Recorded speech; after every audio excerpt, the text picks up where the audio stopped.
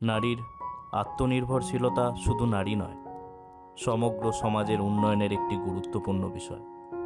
নমস্কার বন্ধুরা, আজ আমাদের গল্পের মুখ্য চরিত্র একজন স্বনির্ভর মা, যিনি তার ছেলের সাথে তাল মিলিয়ে একটি স্বপ্নের বাড়ি নির্মাণ করেছেন। চলুন তার মুখ থেকেই শোনা যাক তার বাড়ি নির্মাণের গল্প। নমস্কার, আমি তাপসী বেজ। আমি চণ্ডীপুর এরাশাল গ্রামে থাকি। আমি কর্মরত একজন বিউটিশিয়ান। নমস্কার, আমার নাম স্নেহম বেজ। তাপসী বেজ আমার মা। আমরা এই স্বপ্নের বাড়ি তৈরি করতে পেরে খুবই খুশি হয়েছি। বাড়ি বানাতে গিয়ে আমি ভীষণ অসুবিধার মধ্যে পড়ি। ঘর সমপন পরিষেবার কথা জানতে পারি এবং তাতে আমি ভীষণ উপকৃত হই। আর সঠিক দাম, সঠিক মানের জিনিস ব্যবহার করে আমি খুবই উপকৃত।